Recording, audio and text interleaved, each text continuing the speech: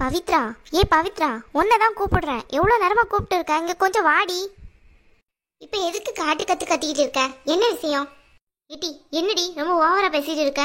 இந்த துணியை அண்ணன் ரூம்ல போய் வை. எது? நான் போய் வைக்கணுமா? நான் என்ன வேலை பார்த்துட்டு இருந்தேன்னு உனக்கு தெரியுமா? அப்படி என்னடி வேலை பார்த்துட்டு இருந்த? அடுத்து மேற்படிப்புக்கு உட்காந்து படிச்சுட்டு இருந்தேன். என்னது மேற்படிப்பா? ஆமா. அதெல்லாம் ஒன்றும் வேணாம். திடீர்னு வந்து வேணான்னு சொல்லிட்டு இருக்க. போ. ஏட்டி இங்க பாரு, தேவையில்லாத வேலை பார்த்துட்டு இருக்காத. மேற்படிப்புலாம் ஒன்றும் வேணாம். சீக்கிரமா நல்ல மாப்பிள்ளை பார்த்து கல்யாணம் பண்ணி வைக்க. ஆமா, முதல்ல அண்ணனையும் அண்ணியையும் சேர்த்து வை. அதுக்கப்புறம் நீ எனக்கு கல்யாணம் பண்ணி வைக்கலாம். ஏட்டி வாய் ரொம்ப உண்டான்னு பேசிட்டு இருக்க இப்பெல்லாம். பின்ன மேற்படிப்பு படிக்க கூடாதுன்னு சொல்லிட்டு இருக்க.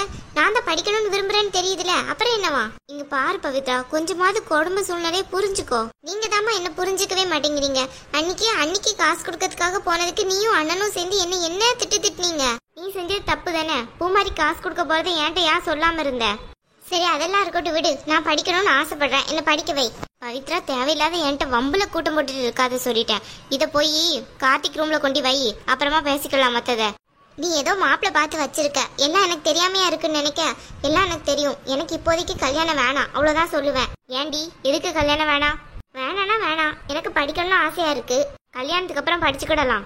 அம்மா இங்க பாருங்க, தேவையில்லாம பிரச்சனை பண்ணிட்டு இருக்காதீங்க என் விஷயத்துல. ஓஹோ, அவ்வளவு பெரிய பொண்ணாயிட்டியோ நீ? நான் சொல்றதானடி நீ கேட்கணும். உனக்கு அம்மா நான் தானே.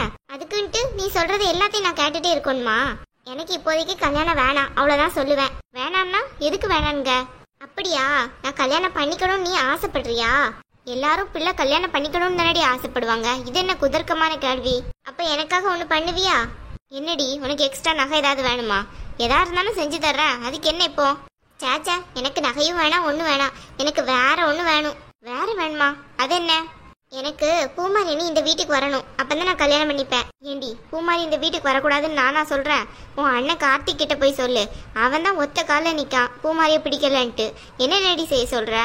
அம்மா, பூமாரி படிக்கலங்கிறதுக்காண்டி தானே அவங்கள ஒதுக்கி வச்சிங்க. இப்பதான் அவங்க காலேஜ் போய் படிச்சுட்டு இருக்காங்கல்ல. இப்ப ஏத்துக்கிட்டா என்னவா? அண்ணன் ஏன் இவ்வளவு முரண்பாடு பிடிக்குது? அதுக்கு நான் என்ன பவித்ரா செய்ய முடியும்? எனக்கும் பூமாரி மாதிரி ஒரு மருமகம் இப்படி போயிட்டாளன்னு தான் நினைச்சு வருத்தப்பட்டுட்டு இருக்கேன். என்ன பண்ணனே தெரியாம. சக்தியாவது கல்யாணம் பண்ணி இந்த வீட்டுக்கு வருவான்னு நினைச்சேன். அதுவும் நடக்காம ஆயிடுச்சு. சக்தியெல்லாம் தூர விடுங்க, அவெல்லாம் ஒரு ஆளு.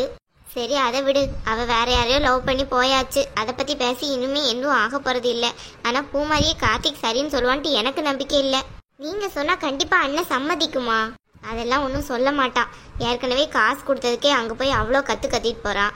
இவ்வளோ கத்தை வாங்கினதுக்கப்புறம் பூமாரி இந்த வீட்டுக்கு வருவான்னு நினைக்கிறியா?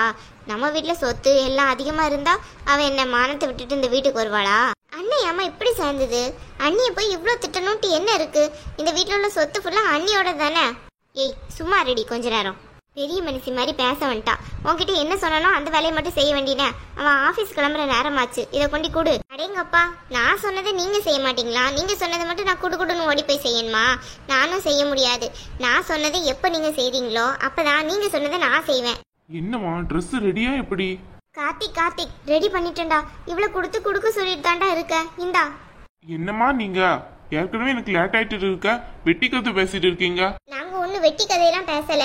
அப்படியா? அப்படி உருப்படியான கதை என்ன பேசிட்ட நீ? ஒண்ணும் இல்ல, அம்மா என்ன கல்யாணம் பண்ணிக்க சொல்றாங்க. நல்ல விஷயம் தானே. அம்மா என்னம்மா சொல்றீங்க? பவித்ராக்கு மாப்பிள்ளை பாத்துட்டீங்களா? நான் சொல்றேன் கேளு. ஆமா, அம்மா எனக்கு மாப்பிள்ளை பாத்துருக்காங்களாம். அப்படியா? மாப்பிள்ளை யார் பவித்ரா? உனக்கு பிடிச்சிருக்கா? இல்ல, நான் இன்னும் மாப்பிள்ளை போட்டோவே பார்க்கல. ஆனா அம்மா பேச்ச நான் கேட்கவா வேணாமான்னு யோசனையா இருக்கு எனக்கு.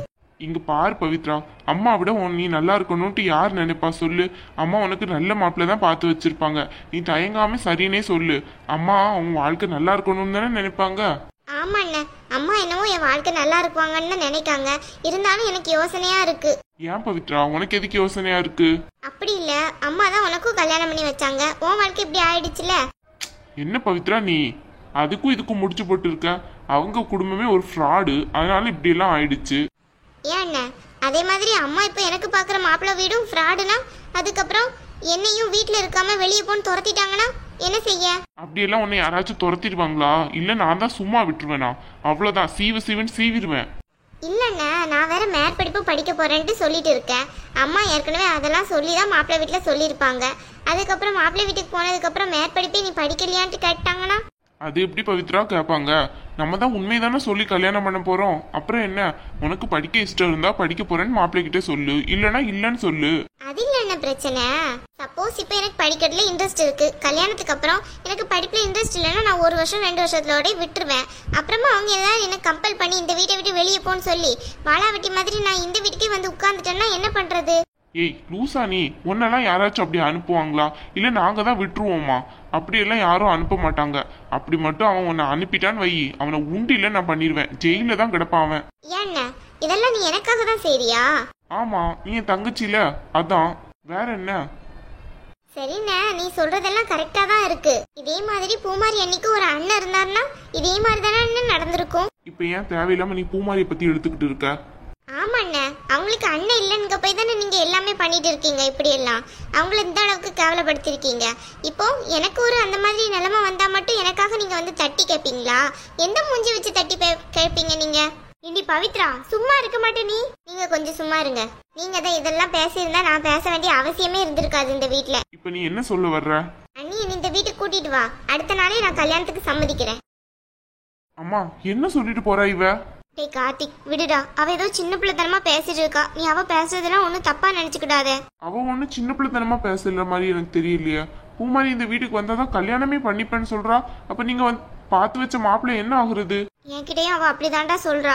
பூமாரி இனிமே இந்த வீட்டுக்கு எப்படிடா வருவா? நீ அவளை அவ்வளோ கேள்வி கேட்டிருக்க, அதுக்கு மீதியும் அவ வருவாளா இந்த வீட்டுக்கு? நான் இதுக்குமா அவளை கூட்டிட்டு வரணும்? எனக்கு அப்படி ஒரு தேவையே கிடையாது. அப்ப இவளோட வாழ்க்கை என்னடா ஆகுறது? பூமாரி இந்த வீட்டுக்கு வந்தாதான் அவ கல்யாணம் பண்ணி போவேனே சொல்றா. அப்போ நம்ம இப்படியே இருக்க முடியுமா? அதெல்லாம் அவ சரி வருவா. நீங்க அவ பேசுறதுனா பெருசா எடுத்துக்கிடாதீங்க. ஏதாவது லூஸ் எனக்கு உளறிட்டு போறா. இல்லடா, பவித்ரா பத்தி உனக்கு தெரியாது. சின்ன வயசுல இப்படிதான் ஒரு பொருளுக்கு ரொம்ப அடம் பண்ணிக்கிட்டே இருந்தா. நாங்களும் வாங்கி கொடுக்கல அவகிட்ட. கொஞ்ச நாளைக்கு அப்புறம் அந்த பொருளை அவளே மறந்துருப்பான்னு தான் நாங்க நினைச்சிட்டு இருந்தோம்.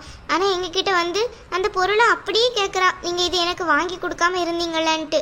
ரொம்ப பிடிவாதம் பிடிப்பாடா எல்லா விஷயத்துலயுமே. சின்ன வயசுல இருந்தே அப்படிதான். உனக்கு தான் தெரியும்ல அவளை பத்தி.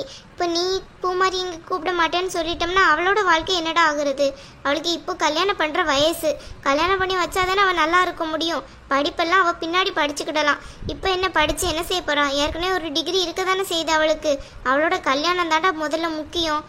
அதுக்கு நான் என்னமா செய்ய முடியும்? அவ கொழுத்து போய் கல்யாணம் வேணான்னு சொன்னானா அதுக்கு நான் என்ன பண்ண முடியும்? அதனால பூமாரியை கூப்பிட்டு இங்கே வைக்க சொல்றீங்களா? அவ எனக்கு பற்றின துரோகத்துக்கு நான் எப்படிமா அவளை கூப்பிட முடியும்? அதுவும் இல்லாம அவளுக்கும் எனக்கும் டிவோர்ஸ் ஆயாச்சு. கார்த்திக், நான் சொல்றேன்னு தப்பா நினைக்காத. இந்த வசதி வாய்ப்பு எல்லாமே நீங்க எல்லாம் வந்ததுக்கு அப்புறம் தாண்டா. அதுக்கு முன்னாடி நானும் உங்க அப்பாவும் இவ்வளோ பெரிய வசதியில எல்லாம் வாழ்ந்ததே கிடையாது. அப்போ கூட நான் அவர்கிட்ட 2-3 பொய் சொல்லியிருக்கேன். அவர் கூட என்கிட்ட சொல்லியிருக்காரு 2-3 பொய். இருந்தாலுமே நாங்கள் குடும்பத்தை நல்லபடியாக தான் நடத்தியிருக்கோம். இந்த மாதிரிலாம் பிரிஞ்சதே கிடையாதுடா. சின்ன வயசுலேருந்தே உங்களுக்கு காசு காசுன்னு சொல்லி வளர்த்ததுனால தான் நீங்கள் பெருசாக வளர்ந்ததும் ரொம்ப பிடிவாதமாக இருக்கீங்க. ஒரு பொண்ணை இப்படி வாண்டான்னு சொன்னதே நம்ம பெரிய தப்பு தான். அவள் என்னதான் படிக்கலான்ட்டு சொல்லி இருந்தாலுமே நம்ம அப்படி செஞ்சிருக்க கூடாதுடா. அதுவும் இல்லாமல் நீ அப்படி சொன்ன காரணத்துக்காண்டி அவள் படிக்க போறா. இதை விட ஒரு குவாலிஃபிகேஷன் உனக்கு என்ன கிடைக்கணும்? அப்போ அவளை என்கிட்ட மன்னிப்பு கேட்க சொல்லுங்க, என் காலில் விழுந்து. அப்புறமா யோசிக்கிறேன். சும்மா பேச வந்துட்டாங்க. இவனும் புரிஞ்சுக்க மாட்டேங்க, அவளும் புரிஞ்சுக்க மாட்டேங்க. யாராச்சும் ஒருத்தங்க புரிஞ்சுக்கிட்டாதான் இந்த குடும்பமே விளங்கும். நம்ம மட்டும் இப்படி நின்று புலம்பி என்னத்த ஆக போகுது? ஒன்றும் ஆகாது.